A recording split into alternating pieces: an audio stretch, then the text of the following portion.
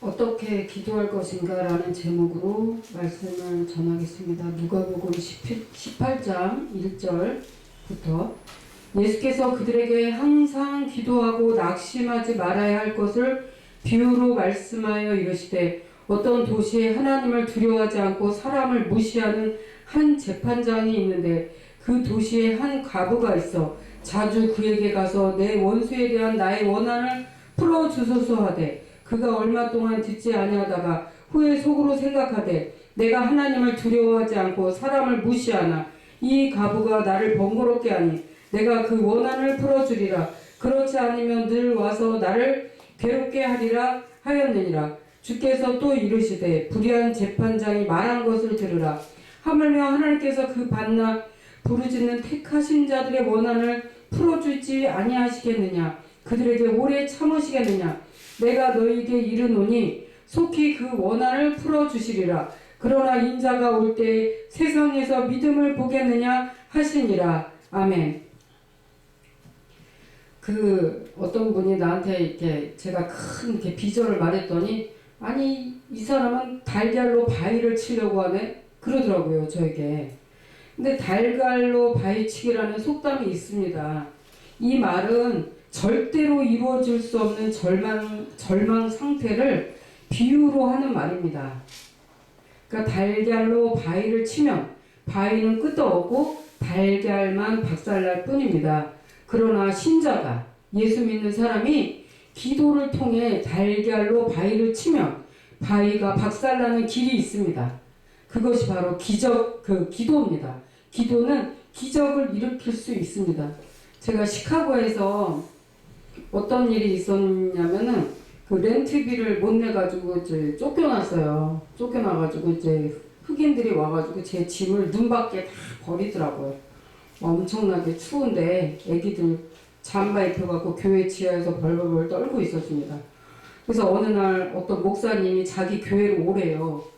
근데 교회에서 자는 거예요. 교회에서 이제 이불을 깔고 자는데 쌀만 조금 주고 김치도 한 7개월 된 이게 다 이렇게 물러 터진 김치를 반찬으로 주셨어요. 깡난 애기 둘은 분유도 있어야 되고 아주 그냥 굶어야 되는 판국이었습니다. 쌀만 있고. 그런데 정말 제가 마음이 아주 비참했어요. 비참해가지고 새벽에 교회 이 앞에 이 강대상이 있습니다. 강대상을 막 두들기면서 하나님 돈 주세요 돈 주세요 그러면서 제 손바닥을 막 치면서 막 울면서 돈을 달라고 기도했어요. 제 손바닥에다 돈을 달라고. 하나님 돈 주세요. 지금 먹을 게 하나도 없습니다. 살려달라고 막 기도를 했습니다. 그랬더니 그 다음 주에 어느 날 제가 화장실 청소를 막 하고 있는데 누가 오셨습니다. 그랬더니 저기요 손바닥 좀 내밀어 보세요 그러더라고요. 그래서 손바닥을 탁 내밀었더니 200달러를 딱 주더라고요. 200달러를. 그래서 땡큐 지저스. 하나님 살아계십니다. 하나님이 내 기도를 들어주셨다. 이게 감사했어요. 그 다음 주 또 저기 손바닥을 내밀어 보세요 그러면 또 손바닥 딱 2,000달러를 딱 주는 거예요. 그래서 이 돈을 어떻게 저에게 주세요. 제가 시카고에서 10년 동안 먹지 않고 옷 사지 않고 모아둔 돈이에요. 근데 주님이 주시래요. 그러면서 주신 거예요. 그래서 정말 기적이 일어난 거예요. 하나님 돈 달라고 상상을 하면서 하나님 보좌를 막 흔들었어요. 하나님 내 기도를 들어주세요. 저희 지금 먹을 게 하나도 없어요. 하나님 정말 나는 하나님은 미국에서는 안 살아계신 줄 알았어. 막 그런데 미국에서도 하나님은 살아계시더라고요. 어디서든 온 우주 가운데 있더라도 하나님은 살아계십니다. 그래서 분명한 목표를 가지고 기도를 해야 한다는 것입니다. 그 하나님 뜻 안에서 분명한 목표를 가지고 구체적으로 기도를 하면 하나님께서는 우리의 기도를 들어주십니다. 믿음은 바라는 것들의 실상이고 목표가 분명하면 믿음이 역사하게 되고 바라는 목표가 만약에 산만하면 믿음도 산만해집니다. 두 번째로 중언부언하지 말아야 됩니다. 명확한 목표를 가지고 집중적으로 기도해야지 하나님이 들어주신다는 겁니다.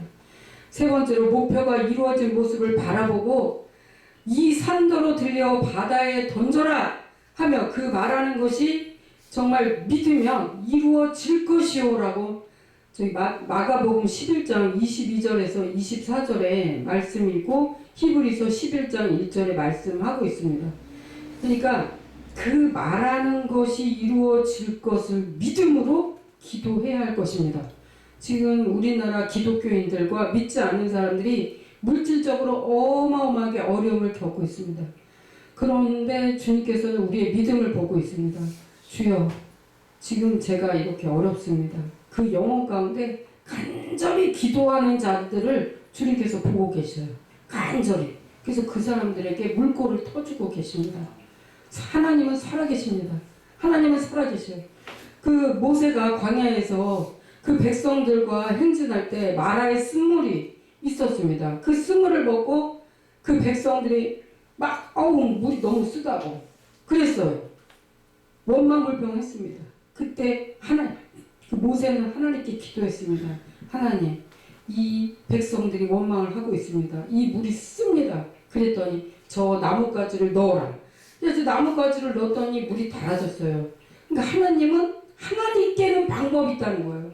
마라의 쓴물도 달달하게 만드신 하나님. 하나님은 살아계셔요. 우리가 믿음으로 정말 기도하면 무조건 하나님은 들어주십니다. 아멘? 하나님의 약속을 확실히 알고 기도해야 합니다. 하나님의 약속을 확실히 알면 강력한 저항력이 생깁니다.